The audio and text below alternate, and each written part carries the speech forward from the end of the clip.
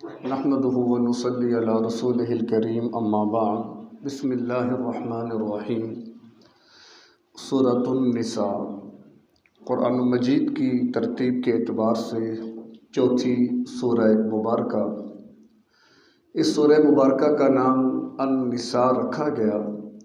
نساء عربی میں عورتوں کو کہتے ہیں، کیونکہ اس سورت میں عورتوں کے حقوق کے تحفظ کے لیے خصوصی احکام ذکر کیے گئے، اسی وجہ سے اس کا نام سورۃ النساء رکھا گیا۔ زمانہ نزول، یہ مدنی سورت ہے، یعنی ہجرت مدینہ کے بعد اس کا نزول ہوا۔ اگر تاریخی اعتبار سے اس سورت کے مضامین اور ہجرت کے بعد کے حالات کا تجزیہ کیا جائے تو اس کا زمانہ نزول 4-5 ہجری بنتا ہے، یعنی ہجرت مدینہ سے 4-5 سال کے بعد کے جو حالات تھے ان حالات میں اس سورہ مبارکہ کا نزول ہوا ہے۔ جیسا کہ ہم نے سورہ فاتحہ میں پڑھا تھا کہ اللہ نے سورہ فاتحہ میں 3 قسم کی جماعتوں کا ذکر فرمایا تھا۔ ایک منعم علیہم کہ جن پہ اللہ نے انعام فرمایا، دوسری مغضوب علیہم جن پر اللہ کا غضب ہوا، اور تیسری ضالین یعنی گمراہ۔ پھر اس کے بعد سورہ بقرہ میں خطاب اہل ایمان اور اہل کتاب دونوں کو ہوا، البتہ اہل کتاب میں سے زیادہ تر خطاب کا جو معاملہ تھا وہ یہود کے ساتھ تھا، جبکہ سورہ آل عمران کے اندر زیادہ خطاب جو تھا وہ نصارہ سے تھا، جبکہ سورہ نساء میں جو زیادہ خطاب ہے وہ اہل ایمان سے ہے۔ جہاں تک اس سورہ مبارکہ کے تاریخی پس منظر کا تعلق ہے تو اس حوالے سے مختصر تفصیل یہ ہے کہ آپ صلی اللہ تعالیٰ علیہ وسلم ہجرت فرما کر مدینہ تشریف لے آئے تو اس وقت آپ کے سامنے جو کام تھے، جو امور یا جو ذمہ داریاں آپ کے پیش نظر تھیں، تو ان کو 3 بڑے شعبوں پر تقسیم کیا جا سکتا ہے۔ پہلا شعبہ، چونکہ ایک نئی اسلامی ریاست وجود میں آ چکی تھی اور وقت گزرنے کے ساتھ ساتھ اس کی تفصیلات میں اضافہ ہوتا جا رہا تھا اور اس کی نشو و نما چل رہی تھی، تو لہٰذا ضرورت اس امر کی تھی کہ جتنے بھی آنے والے مزید پیش آمدہ حالات ہیں اس حوالے سے بھی اللہ تبارک و تعالیٰ کی طرف سے ہدایات آتی رہیں، تاکہ وہ اسلامی فلاحی ریاست جو مدینہ میں قائم ہوئی ہے اس کے اندر مزید ترقی ہوتی رہے۔ ایک تو وہ ترقی آپ صلی اللہ علیہ وسلم کے پیش نظر رہی۔ نمبر 2، اس کشمکش کا مقابلہ جو مشرکین عرب، یہودی قبائل اور منافقین سے پوری شدت کے ساتھ جاری تھی، کیونکہ مکی دور میں تو صورتحال آپ کے سامنے ہے کہ آپ صلی اللہ علیہ وسلم اور مسلمان مغلوب رہے۔ البتہ مدینہ ہجرت کے بعد ریاست قائم ہوئی، اللہ نے جہاد کا حکم بھی دے دیا، تو اس بنیاد پر پھر ایک کشمکش چل پڑی۔ خاص طور پر اس کشمکش نے شدت اس وقت اختیار کی جب بدر کے موقع پر اللہ نے مسلمانوں کو فتح عطا کی اور مشرکین عرب کے بڑے بڑے سردار مارے گئے، تو انہوں نے سوچا کہ اب تو معاملہ حد سے بڑھ رہا ہے، لہذا پھر انہوں نے بھی مخالفت پوری شدت کے ساتھ شروع کر دی، تو لہٰذا اب اس کا مقابلہ بھی آپ نے کرنا ہے، اور جیسے جیسے وقت گزر رہا اس میں اضافہ ہی ہو رہا ہے۔ تو وہ بھی حالات آپ کے پیش نظر تھے کہ جہاں جیسے سورہ آل عمران میں ہم نے پڑھ لیا کہ 2 ہجری میں غزوہ بدر پیش آیا، تو 3 ہجری میں ہی غزوہ احد کا معرکہ بھی برپا ہو گیا۔ اور تیسرے نمبر پر ان حالات میں، یعنی جیسے بھی حالات ہیں خواہ اندرونی خواہ بیرونی، ان حالات میں اسلام کی دعوت کو مزید عام کرنا ہے تاکہ افرادی قوت میں اضافہ ہو اور اسلامی ریاست جو ہے وہ مضبوط تر ہوتی چلی جائے۔ تو ان 3 شعبہ جات کے پیش نظر جو ہدایات، جو تفصیلات آئیں، خواہ ان کا تعلق اسلامی ریاست اور اس کے عملی ڈھانچے سے ہو، خواہ اس کا تعلق کشمکش کے ساتھ ہو یا اسلام کی دعوت کے ساتھ، تو اس کے ضمن میں جو احکامات اترے مختصراً وہ ملاحظہ فرما لیں کہ سب سے پہلے خاندان کی تنظیم کے اصول وہ بیان کیے گئے کہ کوئی بھی خاندان وہ کیسے وجود میں آئے گا، تو خاندان کی تنظیم نو۔ اسی طرح نکاح کے حوالے سے بہت بے رہروی اور بے ترتیبی تھی، کوئی اصول ضابطے قانون نہیں تھے، بس جس کا جہاں جی چاہا جیسے چاہا نکاح کرتے چلے گئے، گویا کہ عورتوں کا استحصال ہو رہا تھا، ان کے حقوق ادا نہیں کیے جاتے تھے، تو لہٰذا نکاح کے حوالے سے کچھ پابندیاں بھی عائد کی گئیں۔ اسی طرح معاشرت میں عورت اور مرد کے تعلقات کی حد بندی کی گئی کہ مرد کا دائرہ کار کہاں تک ہے اور عورت کی ذمہ داریاں کہاں تک ہیں، تاکہ ہر ایک اپنے اپنے فرض کو سمجھے اور اس کے مطابق معاشرت کے اندر اپنا وقت گزاریں۔ ایسے ہی یتیموں کے حقوق متعین کیے گئے۔ یتیموں کے حوالے سے پہلے ہی رکوع سے اللہ تبارک و تعالیٰ نے تفصیلات شروع کر دی تھی کہ یتیم بچے جو تھے ان کے حوالے سے بہت زیادہ کوتاہی تھی۔ بس جو بھی مالدار ہوتا بچی یا بچہ، اس کا والی وارث اس کو اپنے لیے رکھ لیتا۔ مقصد کیا تھا؟ اس کی جائیداد سے فائدہ اٹھانا۔ اگر بیچارہ وہ یتیم کمزور ہوتا مالی اعتبار سے تو کوئی پوچھنے والا نہیں، کوئی پرسان حال نہیں تھا۔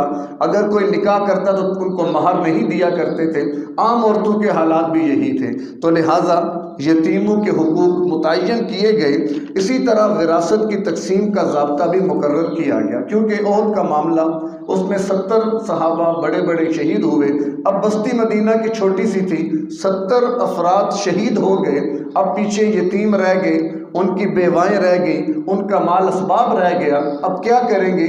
تو اس حوالے سے پھر وراثت کا قانون اور اس کے اصول دیے گئے، جس کا مختصر سی خلاصے کی ترتیب کہ جب بھی میت کا انتقال ہوگا تو اس کے ترکے کے ساتھ 4 قسم کے حقوق متعین یا متعلق ہوتے ہیں۔ میت کے ترکے سے کسی آدمی کا انتقال ہوا، سب سے پہلے اسی کے مال میں سے اس کی تجہیز اور تکفین کا انتظام کیا جائے گا۔ کوئی اور اپنی طرف سے کرنا چاہے تو اچھی بات ہے، کر سکتا ہے۔ اگر کوئی نہ کرے تو میت کے ہی مال میں سے اس کی یہ ذمہ داری ادا کی جائے گی۔ پھر اس کے بعد جو مال باقی بچے گا، نمبر 2، اگر کوئی اس کے ذمے قرضہ ہے تو اس کو ادا کیا جائے گا۔ اگرچہ قرضے کی ادائیگی میں ساری بھی رقم چلی جائے تو چلی جائے، تو دوسرے نمبر پر میت کے ترکے کا حق اس کے قرضے کو ادا کیا جائے۔ نمبر 3، اگر میت نے کوئی وصیت کی ہے تو اس کی وصیت کو پورا کیا جائے گا، اور وصیت جو ہے وہ کل مال کے 3 حصے کر کے تیسرے حصے کے اندر اس کی وصیت کو پورا کیا جائے گا۔ مثال کے طور پر ایک آدمی کہتا ہے میں مر گیا تو میرا مال مسجد میں دے دینا، مدرسے میں دے دینا، تو سارا مال نہیں دیا جائے گا، بلکہ مال کے 3 حصے کر کے اگر 100 روپیہ وہ چھوڑ کر گیا تو 33 روپے مسجد کو دیے جائیں گے، باقی 66 روپے وہ ورثاء کی طرف چلے جائیں گے۔ تو تیسرا حق میت کے ترکے کے ساتھ وہ ہے اس کی وصیت کا پورا کرنا۔ اور نمبر 4، تقسیم ترکہ، کہ چوتھے نمبر پر جو مال بچے گا پھر اس مال کے اندر کیا ہوگا؟ ورثاء کی تقسیم ہوگی۔ آگے اس کے بھی تفصیلی مسائل ہیں۔ اسی طرح شراب نوشی پر پابندی عائد کی گئی۔ خاندانی جھگڑوں کی اصلاح کا طریقہ سکھایا گیا۔ فَإِنْ خِفْتُمْ شِقَاقَ بَيْنِهِمَا، اول تو یہ ہے کہ گھر کا مسئلہ گھر میں حل ہو جائے، کوشش یہی کی جائے۔ میاں بیوی گھر کے اندر رہنے والے اس معاشرے کی بنیادی اکائی ہیں کہ جن کی وجہ سے معاشرے بنتے ہیں، اور اختلاف کہاں نہیں ہوتا؟ اختلاف رائے ہر جگہ ہوتا ہے، لیکن ادب کا دائرہ موجود ہو، احترام کی فضا قائم ہو تو کوشش کی جائے کہ اپنے گھر کے معاملات گھر کے اندر طے کر لیں۔ لیکن جب دیکھیں کہ معاملہ نہیں بن رہا تو پھر شریعت نے ضابطہ کیا دیا کہ عورت کی طرف سے ایک ذمہ دار مقرر ہو، مرد کی طرف سے ایک ذمہ دار مقرر ہو، پھر وہ دونوں بیٹھ کر اس معاملے کو حل کریں، جس کو آپ کہہ لیں کہ جرگہ سسٹم۔ فَإِنْ خِفْتُمْ شِقَاقَ بَيْنِهِمَا فَابْعَثُوا حَكَمًا مِّنْ أَهْلِهِ وَحَكَمًا مِّنْ أَهْلِهَا، ایک حکم طے کر لو عورت کی طرف سے، ایک مرد کی طرف سے۔ اگر وہ بھی یہی کوشش کر لیں کہ ان کا نباہ ہو جائے کہ اللہ تبارک و تعالیٰ یہ چاہتے ہیں کہ خاندان آباد ہو، اللہ گھروں کا بسانا اللہ کو پسند ہے، لیکن نہیں مزاج ملے، کوئی صورت نہ بنی تو پھر اس میں آخری درجہ کیا ہے کہ طلاق دی جا سکتی ہے۔ لیکن پہلے کوشش یہی کی جائے کہ نباہ ہو، کیونکہ شریعت کا مقصود وہ یہی ہے نکاح سے کہ نسل انسانی کی بقا ہو اور خاندان آباد ہوں۔ طہارت اور پاکیزگی کے احکامات دیے گئے، چونکہ جہاد کا عمل بھی جاری تھا، تبلیغ کی محنت بھی جاری تھی، تجارتی قافلے بھی جاری تھے، تو کئی دفعہ ایسے حالات پیش آ جاتے، ایسے مقام پہ پہنچ جاتے صحابہ کہ جہاں پر پانی کا انتظام نہ ہوتا، تو لہذا پھر وہاں پر ان کو تیمم کا حکم دیا گیا کہ اگر پانی میسر نہ ہو تو پھر آپ لوگ تیمم کر لیں۔ وضو کی حاجت ہے، تب بھی تیمم کریں گے۔ اگر غسل کی حاجت پیش آ گئی اور پانی موجود نہیں ہے تو اس وقت بھی آپ تیمم کر سکتے ہیں۔ تو اس کی تفصیلات بیان کی گئیں۔ ایسے ہی صلاۃ خوف کا طریقہ، ظاہر ہے جب نکلیں گے جنگ کے لیے، جہاد کے لیے، تو دشمن صف آرا بھی ہوگا، تو وہاں پر اب نماز کیسے پڑھنی ہے، یعنی صلاۃ خوف معاف پھر بھی نہیں ہے۔ دشمن سامنے صف آرا بھی ہے، پھر بھی نماز معاف نہیں ہے کہ دو حصے بن جائیں، ایک دشمن کے سامنے ہو اور ایک اللہ کے سامنے آ جائے۔ پھر جو اللہ کے سامنے تھا وہ دشمن کے سامنے چلا جائے، جو دشمن کے سامنے تھا اب وہ اللہ کے سامنے آ جائے۔ تو اللہ کو اپنے ساتھ باہر صورت لے کے چلنا ہے۔ اللہ تبارک و تعالیٰ کے بغیر تو ہمارے معاملات چل ہی نہیں سکتے۔ آج کا ہمارا بڑا المیہ کیا ہے؟ ہم نے اللہ کو ساتھ نہیں لیا ہوا۔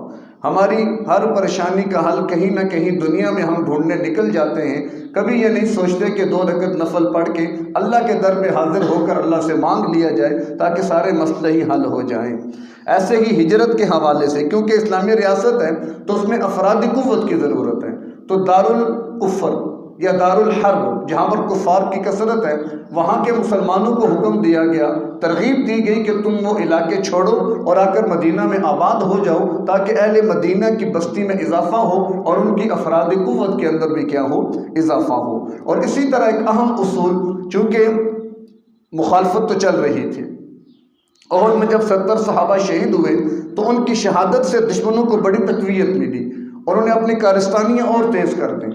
اسی کے اندر قبیلہ بنو نذیر، قینقاع کا ہم تذکرہ کل کر چکے تھے، بنو نذیر یہود کا بڑا قبیلہ، اس نے بھی گڑبڑ شروع کی تو اس کو بھی مدینہ سے نکال دیا گیا۔ تو گویا کہ اندرونی بیرونی سازشوں میں اضافہ ہوتا چلا گیا، اور حالت یہ تھی کہ مسلمان بڑے مشکل میں، ہر وقت خوف کی کیفیت میں اور ہر وقت گویا کہ جنگ کی کیفیت میں رہتے تھے۔ تو اس دوران اکثر منافقین یہ کرتے تھے کہ باتیں پھیلا دیتے، سنسنی پھیلانے کے لیے نا غلط باتیں، جیسے ہمارے یہاں سوشل میڈیا پہ ہوتا ہے کہ کوئی غلط ایک پوسٹ آتی ہے تو دھڑا دھڑ اس کو آگے منتقل کر دیتا ہے، شیئر کرو جی، آگے شیئر کرو، قرآن کی گستاخی ہو رہی ہے آگے شیئر کرو جی، اور پیغمبر کی گستاخی ہوگی شیئر کرو جی، تاکہ یہ بات پوری دنیا میں پھیل جائے۔ یعنی دشمن چاہتا ہے کہ میں گستاخی کروں، وہ ایک پوسٹ بنا کے سو جاتا ہے، آگے پھر مسلمان وہ کام سنبھال لیتے ہیں، پھر وہ لعنت ملامت کے چکر میں خود بھی اس کا حصہ بننا شروع ہو جاتے ہیں۔ تو اس کے بارے میں یہ ضابطہ دیا کہ جب کوئی فاسق تمہیں خبر دے تو جب تک اولو الامر کے پاس لے جا کر اس کی تصدیق نہ کر لو، اس بات کو آگے مت پھیلاؤ۔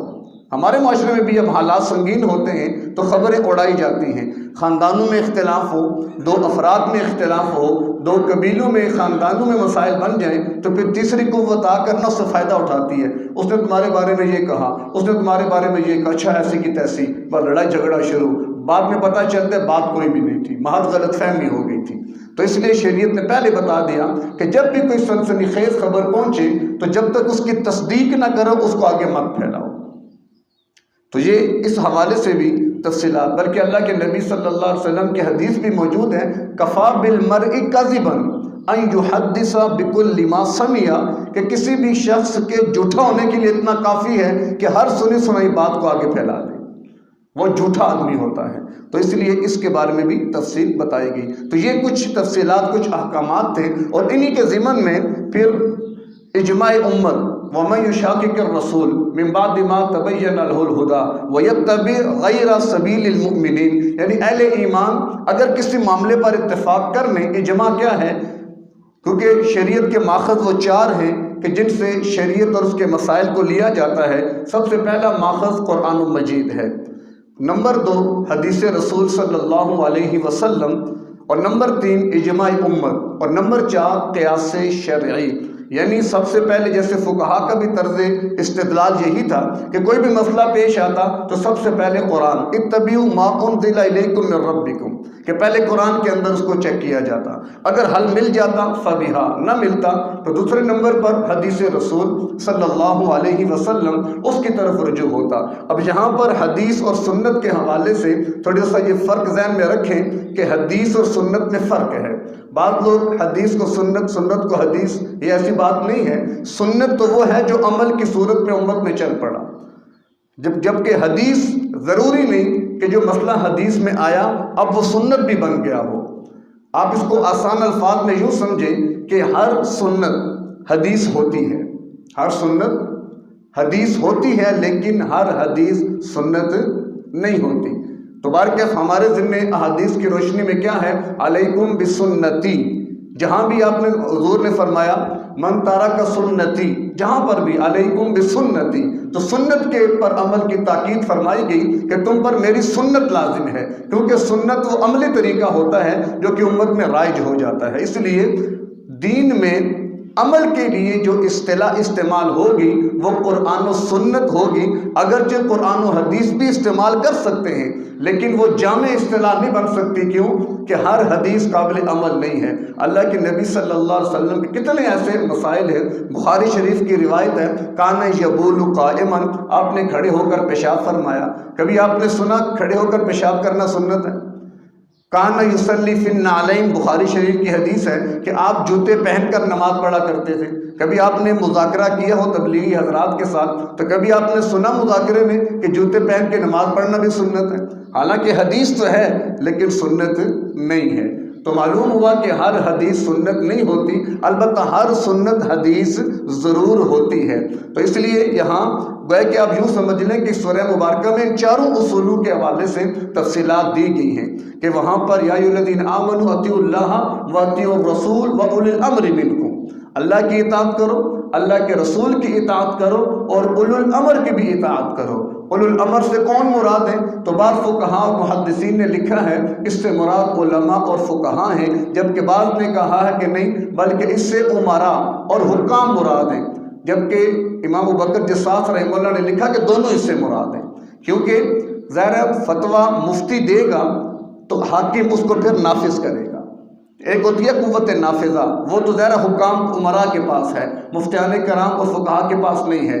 فقہاء تو مسئلے کا حل دیں گے، اس کا نفاذ جو ہوگا عملی طور پر وہ امراء اور حکام کے ذریعے ہوگا۔ تو لہٰذا یہ شریعت کے چار ماخذ ہیں، انہی چاروں کی بنیاد پر ہم شریعت پر عمل کر سکتے ہیں۔ اگر کوئی شخص اپنے آپ کو پابند کر لے کہ میں صرف قرآن پہ عمل کروں گا تب بھی اس کا عمل ناقص رہے گا۔ اگر کوئی یہ کہے کہ میں قرآن اور حدیث پہ عمل کروں گا، اس کے علاوہ کسی کو نہیں مانوں گا، اس کا عمل بھی ناقص رہے گا، نہیں مکمل ہو سکتا۔ لہٰذا جب تک یہ چاروں چیزیں، جیسے حدیث معاذ بھی موجود ہے کہ اللہ کے نبی صلی اللہ علیہ وسلم نے حضرت معاذ کو یمن بھیجا اور فرمایا کہ جب آپ یمن پہنچیں گے تو لوگ آپ کے پاس آئیں گے اپنے مسائل لے کر، بما تقضی، تو آپ کیسے فیصلہ کرو گے؟ تو آپ نے کہا اقضی بکتاب اللہ، کہ میں کتاب اللہ سے فیصلہ کروں گا۔ آپ نے فرمایا ان لم تجد فی، کون فرما رہا ہے؟ اللہ کے پیغمبر۔ کس سے فرما رہے ہیں؟ صحابی سے۔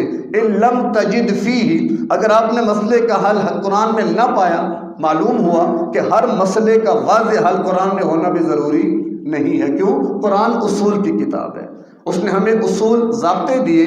اب آگے قیامت تک آنے والے لوگ اپنے دور کے مسائل کے لیے انہی قرآن کے اشاروں اور اصولوں کو لیں گے اور مسائل کا استنباط کریں گے۔ آپ نے دیکھا کہ ریاضی کے کتنے اصول ایک ہی ہوتے ہیں، پھر جتنے بھی اوپر سوال آپ حل کرتے چلے جائیں بنیاد میں اصول ایک ہی ہوتے ہیں۔ بنیادی قاعدے دو ہی ہیں، ایک جمع کا قاعدہ اور ایک تقسیم کا۔ مسلسل جمع کا نام تقسیم ہے، اور مسلسل آپ اگر اس میں وہ مسلسل جمع کا نام ضرب ہے اور مسلسل تفریق کا نام تقسیم ہے۔ یہی چار چیزیں ہوتی ہیں نا، جمع ہے، تفریق ہے، تقسیم ہے اور وہ ساری چیزیں۔ تو بنیادی قاعدہ ایک ہی ہوتا ہے، آگے کیا اس سے جتنے مرضی آپ مسائل حل کرتے چلے جائیں۔ تو قرآن نے ہمیں اصول دے دیے جن کی بنیاد پر ہم کیا کریں گے؟ آگے عمل کریں گے۔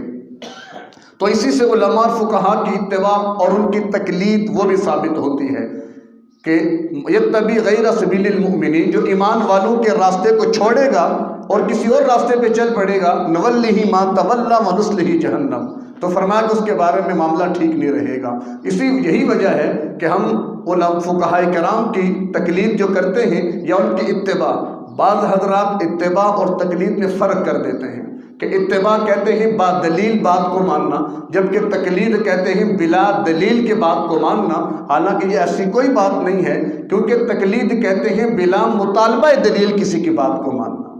ایک ہوتا ہے قول بلا دلیل، تو قول بلا دلیل نہیں ہوتا، بلکہ آپ نے جو اس کو مانا تو بغیر مطالبہ دلیل کے مانا۔ ہم نے نماز پڑھی، ہم نے اس میں ابھی وضو بھی کیا، کیا ہمارے پاس ہر عمل کی دلیل موجود ہے؟ ہم نے ہاتھ دھوئے، ہمارے پاس کیا دلیل ہے؟ ہمیں آتی ہے۔ ہم نے 4 فرائض پورے کیے، ہمارے پاس کیا دلیل ہے کہ وہ 4 فرض ہیں؟ یا وہ سنتیں ہیں، کیوں فرض سنت نہ یہ قرآن میں اس کی تفصیل ہے نہ حدیث کے اندر ہے۔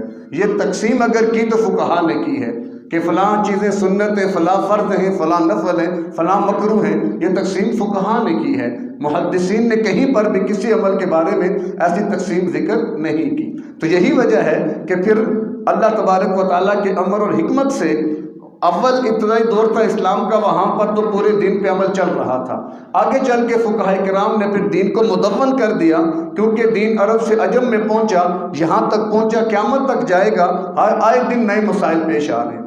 اگر کوئی آدمی فقط قرآن، جیسے اہل قرآن گزرے ہیں آج بھی موجود ہیں جو حدیث کے منکر ہیں، جنہیں منکرین حدیث کہا جاتا ہے، آپ ان کے پاس بیٹھے وہ آپ کو قائل کر لیں گے کہ حدیث کی حیثیت ہی کوئی نہیں ہے۔ اللہ کے نبی تو بس ایک سفیر ہیں، ایک پیغامبر ہیں، بس پیغام ایک ڈاکیہ ہیں، بس اس سے زیادہ نعوذ باللہ کوئی حیثیت نہیں ہے۔ تو یہ ساری گمراہی کی چیزیں ہیں کہ کامل اور جامع دین کا تصور جب تک سامنے نہیں ہوگا تو ہم کبھی بھی عملی میدان میں آگے نہیں بڑھ سکتے۔ تو یہ تفصیلات ساری سورہ نساء کے اندر، کیونکہ اس میں زیادہ احکامات معاشرت کے ہیں اور معاشرے میں آئے دن مسائل پیش آتے رہتے ہیں، تو لہٰذا ضرورت ہے اس امر کی کہ کسی کی طرف رجوع ہو کہ جس سے پوچھ کے ہم اپنے مسائل کا حل کریں۔ ہر آدمی اپنے طور پر اگر قرآن کا ترجمہ پڑھ کے سمجھے کہ میں اس پر عمل کر لوں گا، یا فقط حدیث کا ترجمہ پڑھ کے سمجھے کہ میں محدث بن جاؤں گا، تو یہ اس کی خام خیالی ہے، کیونکہ حدیث ہے اس پر بھی عمل کے لیے شرائط لکھی ہے فقہا نے، محدثین نے۔ ہر حدیث، میں نے کئی حدیثیں ایسی آپ کو میں دکھا سکتا ہوں کہ جو باقاعدہ مستند روایات بخاری مسلم کے اندر موجود ہیں، لیکن وہ عملی طور پر کہیں پر بھی موجود نہیں ہیں۔ تو اس لیے دین کے اندر وسعت اللہ نے دی ہے، اس وسعت کو لینا چاہیے، اور جو تقلید کا ایک ضابطہ ہے کہ جس کی بنیاد پر دین بچا ہوا ہے، وگرنہ اگر آج ہم تقلید کو ایک منٹ کے لیے سائڈ پہ کریں، جتنے فتنے آج دنیا میں اٹھتے ہیں اس کے اندر پہلی چیز کیا ہوتی ہے کہ اپنے بڑوں سے اعتماد ختم کرو، تقلید کا وہ قلادہ گلے سے اتار کے پھینکو، خود محقق بن جاؤ، خود اپنے قرآن و حدیث پر عمل کرنے کی کوشش کرو، تو ہر بندہ یہ کام کر سکتا ہے، ہم نہیں کر سکتے، آج کے علماء نہیں کر سکتے، تو عوام تو پھر بیچاری عوام ہے۔ تو اس لیے ہمیں یہ اس بات کا پابند کیا گیا۔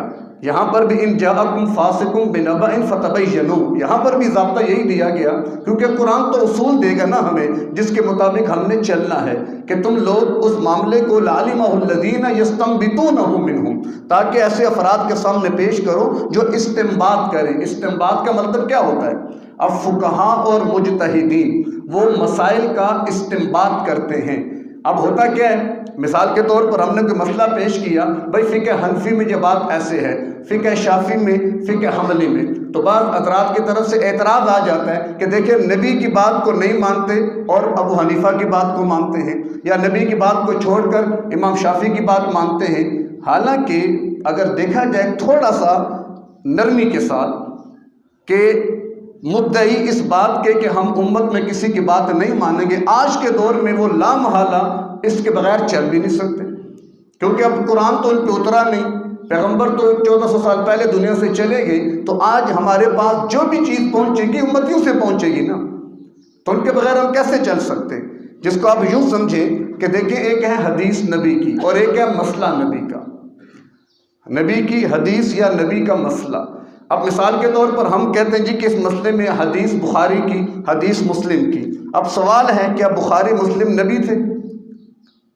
کیا آپ کہتے ہو حدیث بخاری کی، حدیث مسلم؟ حدیث تو نبی کی ہوتی ہے، بخاری کی حدیث کہاں سے آ گئی؟ تو اس کا جواب بڑا واضح ہے کہ حدیث تو نبی کی ہے، اس کو نقل بخاری نے کیا تو نسبت ادھر کر دی، نقل مسلم نے کیا تو نسبت ادھر کر دی۔ تو ہم بھی یہی کہتے ہیں کہ مسئلہ بھی نبی کا تھا، نقل ابو حنیفہ نے کر دیا تو ہم نے نسبت ابو حنیفہ کی طرف کر دی۔ تو دونوں میں کیا فرق ہے کہ ایک ٹھیک ہے اور ایک غلط ہے؟ پیچھے معیار اور بنیاد کیا ہے؟ کچھ بھی نہیں، کیونکہ مسائل بھی نبی سے چلے ہیں اور احادیث بھی نبی سے چلی ہیں۔ آگے تقسیم تھی اللہ کی، محدثین نے حدیث کو لیا، اس پر محنت کی، فقہا نے اس کے اندر سے مسائل کو لیا اور اس پر محنت کی، اور ان دونوں میں جو طبقہ اعلیٰ ہے وہ فقہا کا ہے۔ محدثین پر فقہا کو ترجیح حاصل ہے، جس کے اندر ایک واقعہ بڑا مشہور، امام ابو ثور، ایک عورت، محدثین کی جماعت بیٹھی تھی، محدثین کی ایک عورت آئی اور اس نے ایک مسئلہ پوچھا کہ میں ایام سے ہوں اور میں نے میت کو غسل دینا ہے، تو میں کیا اس کو غسل دے سکتی ہوں؟ تو محدثین ایک دوسرے کا چہرہ دیکھیں اب اس کو کیا جواب دیں۔ اتنے میں انہوں نے دیکھا کہ امام ابو ثور فقیہ ہیں بہت بڑے، وہ آ رہے تھے، تو انہوں نے کہا کہ وہ جو امام صاحب آ رہے ان سے مسئلہ پوچھو اور جو جواب دیں ہمیں بھی بتا کے جانا۔ اس نے کہا ٹھیک ہے، چلی گئی ان کے پاس کہ بھئی یہ مسئلہ ہے میرا کہ میں ایام سے ہوں اور میں نے میت کو غسل دینا ہے، تو میرے لیے کیا حکم ہے؟ تو انہوں نے فوراً کہا تم غسل دے سکتی ہو۔ عورت کو حیرانگی تو ہوئی کہ مسجد میں اتنے ماشاءاللہ بزرگ اور علماء بیٹھے، وہ جواب نہ دے سکے اور آپ نے کھڑے کھڑے جواب کیسے دے دیا، دلیل کیا ہے؟ تو انہوں نے فرمایا امی عائشہ رضی اللہ تعالی عنہ کی حدیث کہ آپ صلی اللہ علیہ وسلم اعتکاف کی حالت میں مسجد میں آرام فرما تھے، ایک دن آپ نے مسجد میں ہوتے ہوئے اپنا چہرہ یا اپنا سر مبارک کھڑکی سے اس طرف کیا گھر کی طرف، تو میں نے آپ کے سر کو دھویا تھا وہ انا حائض، اور اس وقت میں اپنے ایام میں تھی۔ تو اگر امی عائشہ ایام میں اللہ کے پیغمبر کا سر دھو سکتی ہیں، تم بھی میت کو غسل دے سکتی ہو۔ بات سمجھ آ گئی؟ واپس آئی، محدث نے پوچھا ہاں جی کیا ہوا؟ تو پھر جواب بھی دیا اور وہ حدیث بھی سنائی۔ تو ایک محدث کھڑے ہوئے کہنے لگے مجھے یہ حدیث اتنے واسطوں سے آتی ہے، دوسرا محدث مجھے بھی، سارے مجمع میں شور پڑ گیا، سب نے کہا جی ہمیں آتی ہے۔ تو عورت نے فوراً کہا این انتم الان، اب تو سارے کہہ رہے ہو ہمیں آتی ہے، جب مسئلہ پوچھا بولا کوئی بھی نہیں تم میں سے۔ تو اس موقع پر محدثین نے یہ جملہ کہا، بڑا مشہور جملہ ہے کہ فقہا کے بارے میں انتم الاطباء ونحن الصیادلہ، کہ تم طبیب ہو اور ہماری مثال پنساری کی ہے۔ یعنی پنساری جڑی بوٹیوں کا تعارف تو جانتا ہے، جڑی بوٹیوں کی تفصیلات تو جانتا ہے، پوری دکان میں 100 قسم کی جڑی بوٹیاں پڑی ہیں، آپ مانگیں گے 2 منٹ میں حاضر کر دے گا، لیکن کس بیماری پر کون سی علاج کون سا نسخہ دینا ہے اس کے لیے وہ کیا کہے گا، پیچھے حکیم صاحب بیٹھیں، ان سے نبض چیک کرائیں، ان سے نسخہ لکھوا کر میرے پاس آ جائیں کہ ہم پنساری۔ تو محدثین کی مثال پنسار کی ہے، جبکہ فقہا کی مثال وہ طبیب کی ہے۔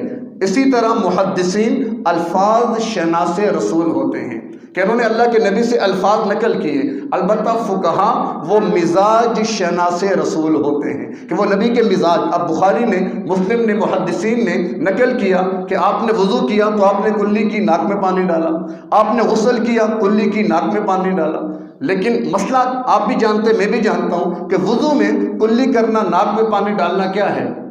سنت ہے، جبکہ غسل اگر واجب ہو تو اس میں کلی کرنا، ناک میں پانی ڈالنا فرض ہے۔ اب یہ فرق ہمیں کیسے پتا چلا؟ محدث نقل کرے گا کہ آپ نے وضو میں بھی یہ عمل کیا، غسل میں بھی کیا، فقیہ متعین کرتا ہے کہ وضو میں جو آپ نے عمل کیا اس کی حیثیت سنت کی ہے، اگر نہ بھی کیا تو وضو ہو جائے گا، البتہ غسل میں جو آپ نے یہ عمل کیا تو وہ فرض کے درجے میں ہے، نہیں کرو گے تو غسل نہیں ہوگا۔ تو اسی لیے کہا جاتا ہے کہ محدث جو ہے وہ الفاظ شناس رسول ہے کہ وہ الفاظ تو نقل کرے گا، جبکہ فقیہ پیغمبر کے مزاج کو دیکھتا ہے کہ پیغمبر نے یہ عمل کیا تو کیسے کیا، کس بنیاد پر۔ بات خیر طویل ہو گئی، تو خلاصہ یہی ہے کہ فقہا کے اتباع اور پیروی، جس کو ہم تقلید کا نام دیتے ہیں، یہ بہت ضروری ہے۔ جب بھی کسی نے کوئی بھی بات تقلید سے ہٹ کر کی تو ہمیشہ ایک نیا فتنہ کہہ لیں آپ، جنم اس کو مل جاتا ہے۔ کیوں کہ جب اپنے بڑوں پر اعتماد ختم ہو جائے گا تو پھر دین ویسے ہی غیر مستند ٹھہر جاتا ہے۔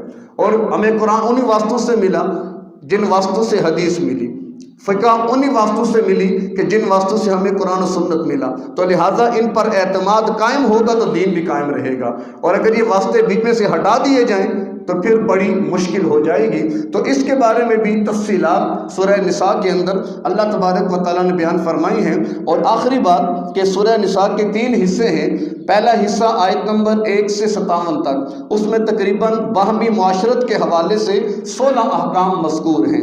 اسی طرح دوسرا حصہ آیت نمبر 58 سے 135 تک ہے، اس میں 8 احکامات جو کہ امراء، حکام اور عوام کے حوالے سے مذکور ہیں۔ اور تیسرا حصہ آیت نمبر 136 سے آخر سورت تک، اس میں 3 جماعتوں کا بیان ہے، مومنین کا، منافقین کا اور اہل کتاب کا۔ اللہ تبارک و تعالی ہمیں ان چیزوں کو سمجھ کر عمل کی توفیق عطا فرمائے۔ وآخر دعوانا ان الحمد للہ رب العالمین۔